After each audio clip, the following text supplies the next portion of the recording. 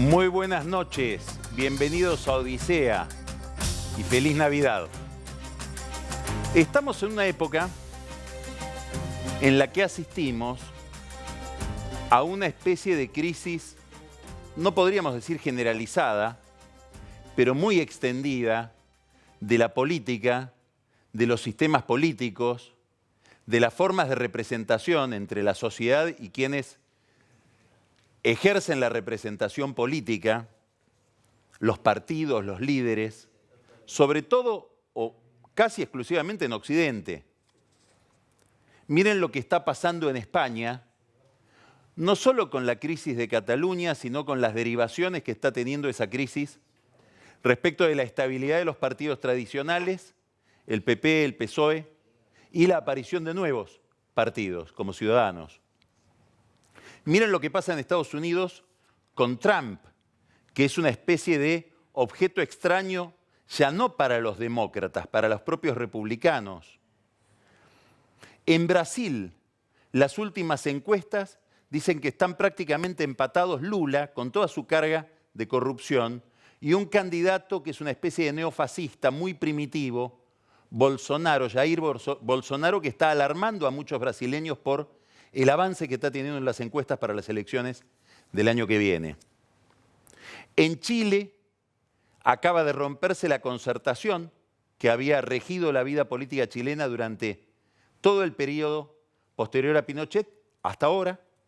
Y en Perú están envueltos en una crisis, sobre todo el presidente Kuczynski, acusado ahora de haber cambiado su impunidad para salir del escándalo Odebrecht a cambio de la libertad de Alberto Fujimori, a quien anoche le dio un indulto por razones humanitarias. Curiosamente, uno de los hijos de Fujimori había votado o se había abstenido de votar el derrocamiento o el desplazamiento de Kuczynski la semana pasada en Perú.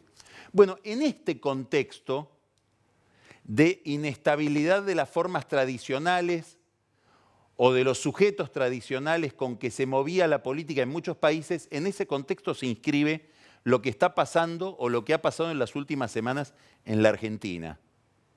Que para entenderlo, las dificultades que ha tenido el gobierno para pactar con la oposición, tenemos que remontarnos a los últimos 15, 16, casi 17 años.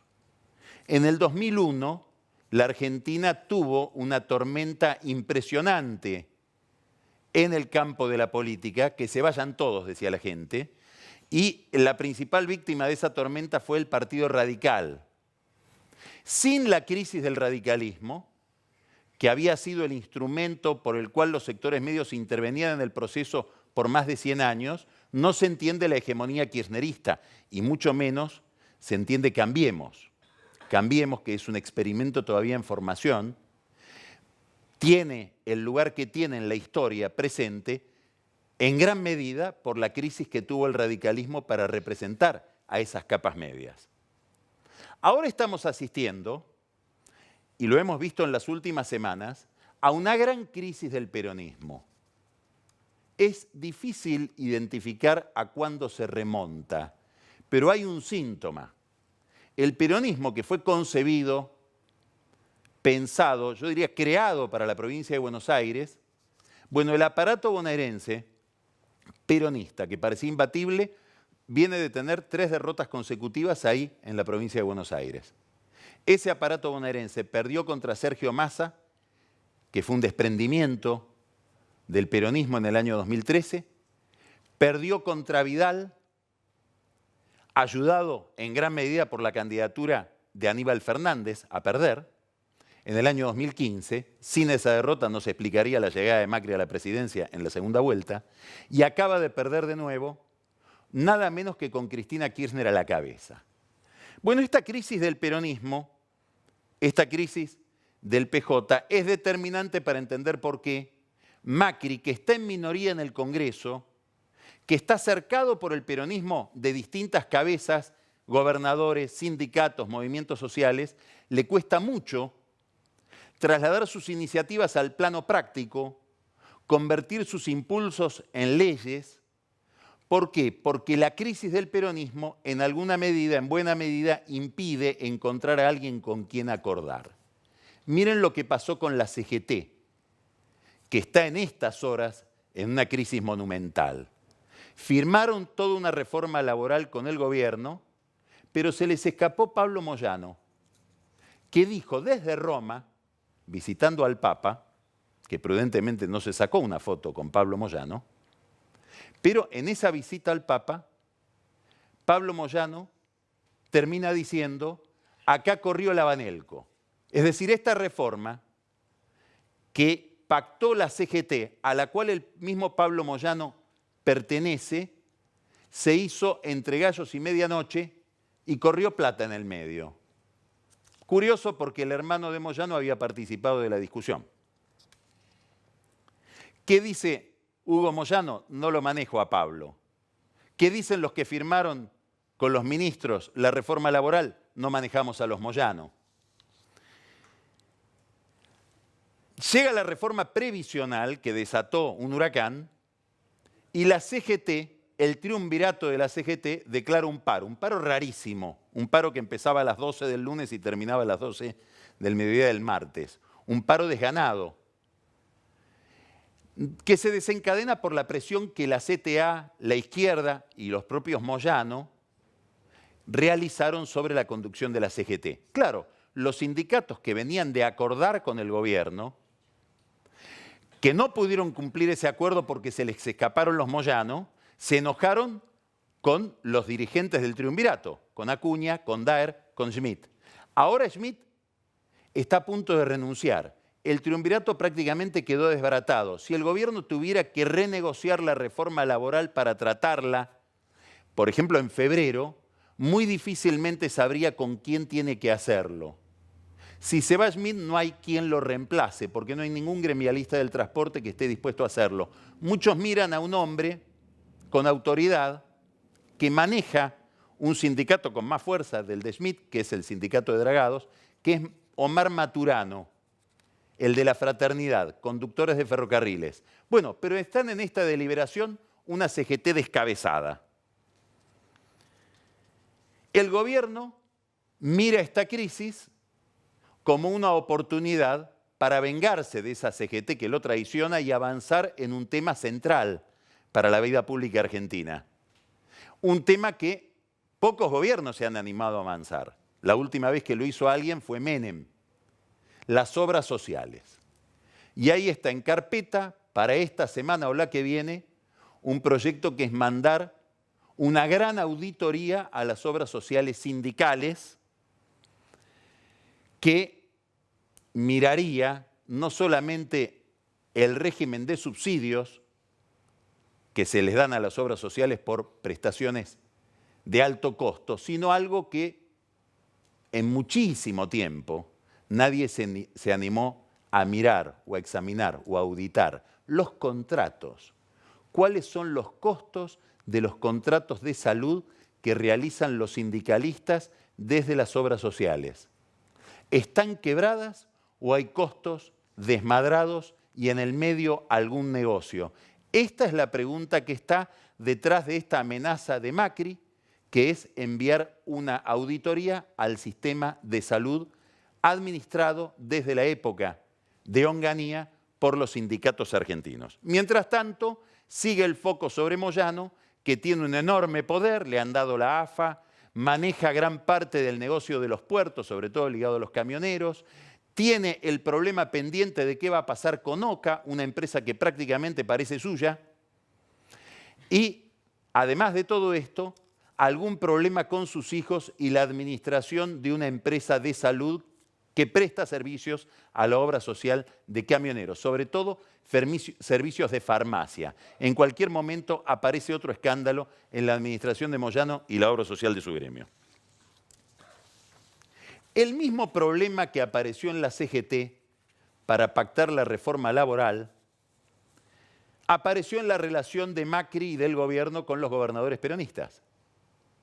De golpe, todos habían firmado un acuerdo, ese acuerdo funcionó en el Senado, pasaron las leyes como un reloj, van a volver a pasar las que tienen que pasar esta semana seguramente se va a aprobar la reforma tributaria en el Senado, el gobierno sigue manteniendo su acuerdo con Miguel Pichetto, que es el jefe del bloque mayoritario de peronistas en esa Cámara, Pero en diputados se armó también un descalabro.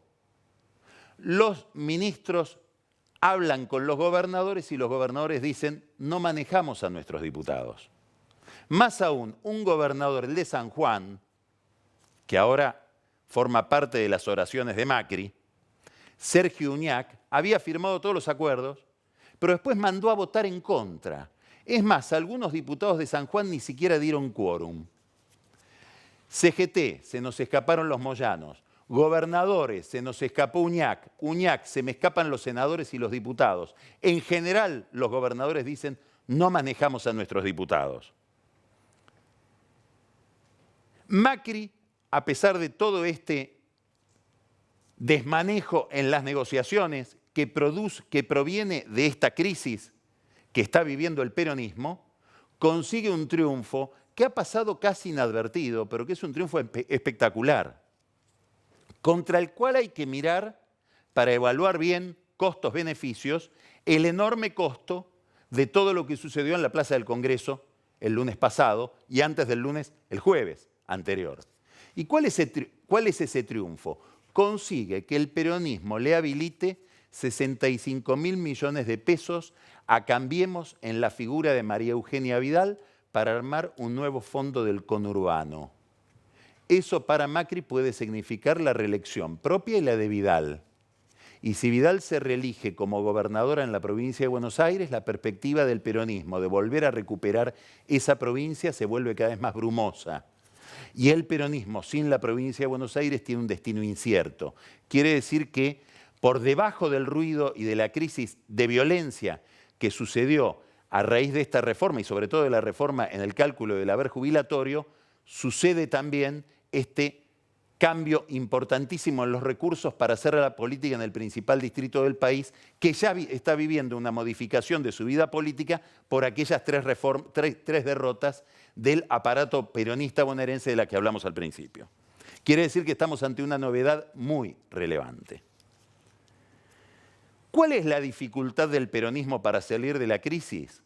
Que están todos despegando del escándalo que fue el gobierno de los Kirchner en materia de corrupción. Se quejan, si usted mira el discurso de Urtubey, de Massa, de Schiaretti, del propio Randazzo, se quejan del autoritarismo de Cristina Kirchner, pero nadie va por lo que importa en esa fuerza política, que es el modelo económico y social que proponen para la Argentina.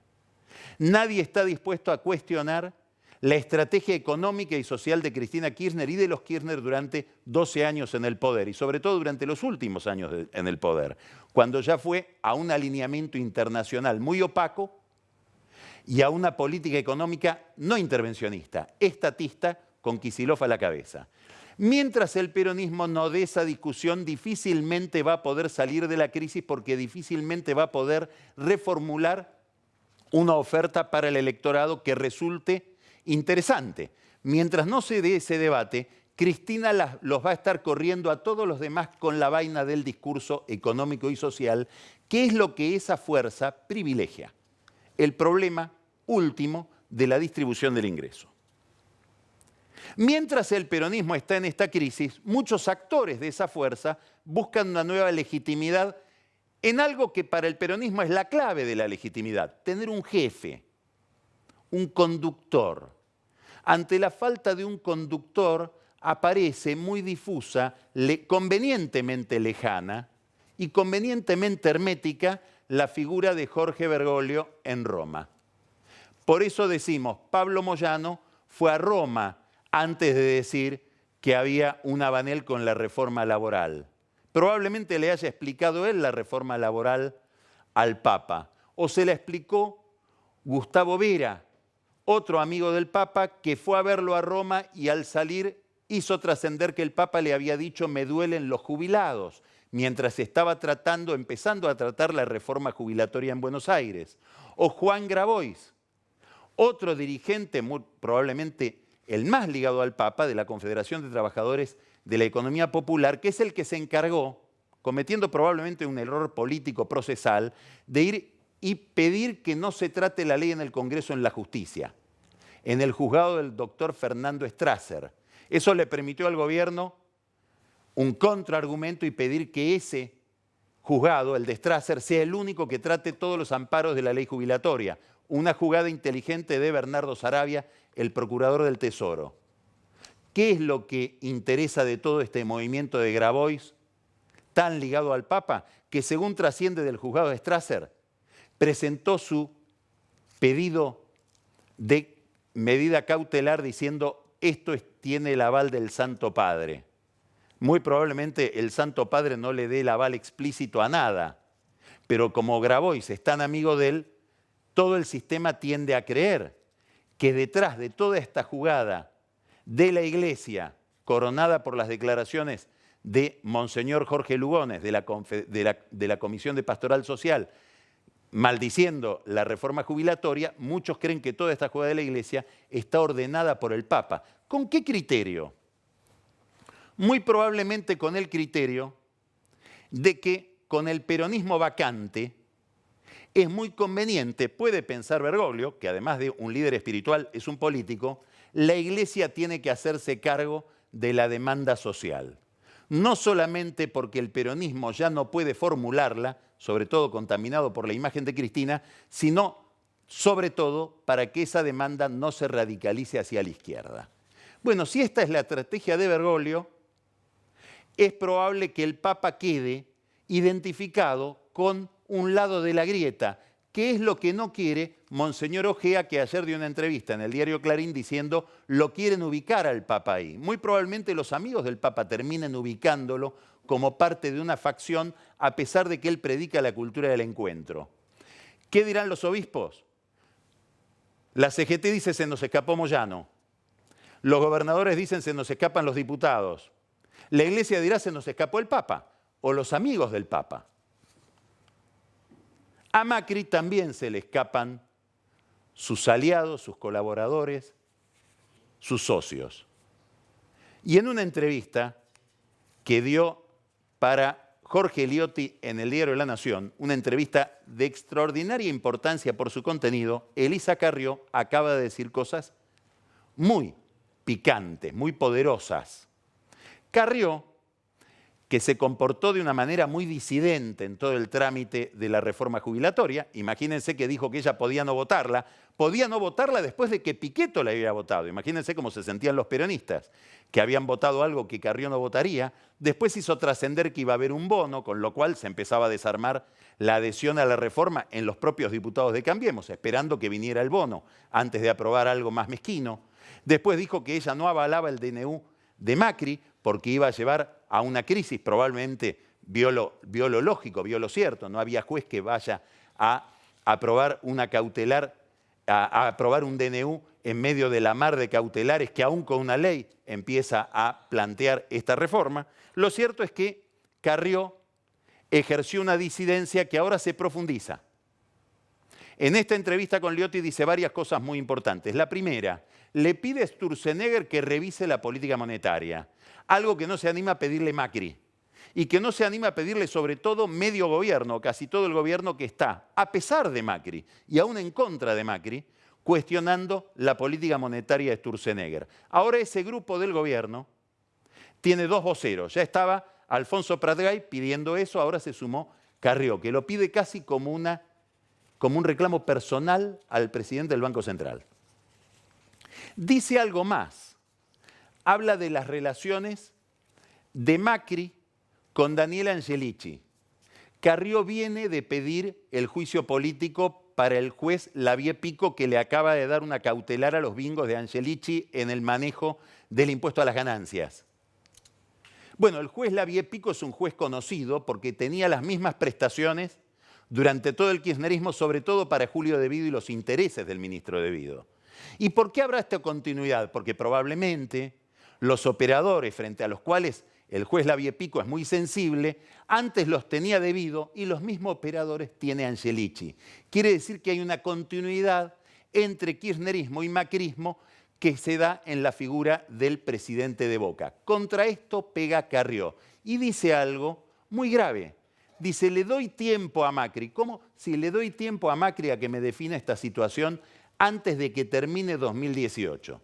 Si en 2018 esta situación continúa, En 2019 no hay Cambiemos. Está hablando de romper la alianza oficialista en pleno proceso de renovación presidencial. Muy importante esto que le dice Carrió a Jorge Eliotti. ¿Por qué este poder de Carrió? Obviamente por su trayectoria, por un lado. Desde el año 94, en que ingresó a la política en la Constituyente de Santa Fe, es monotemática con la corrupción y con la transparencia institucional. Pero Macri le da este poder. Se lo refuerza. ¿Por qué? Porque Macri y buena parte del gobierno la tratan a Carrió terapéuticamente. Hace una crítica, le invitan a almorzar. ¿Vieron cómo es Lilita? Nadie la toma muy en serio.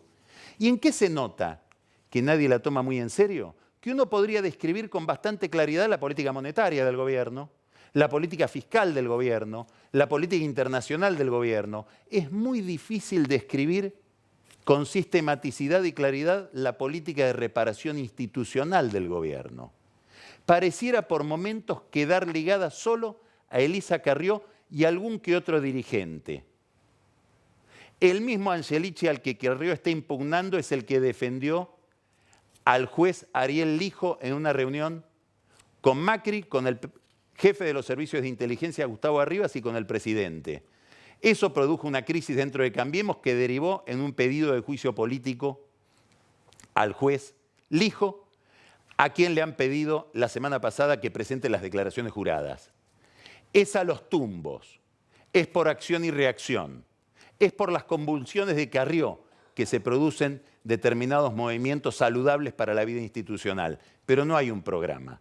Y tal vez la falta de ese programa plantee el principal problema de Macri. ¿Hasta qué punto una modernización económica puede funcionar si no va acompañada de una modernización institucional?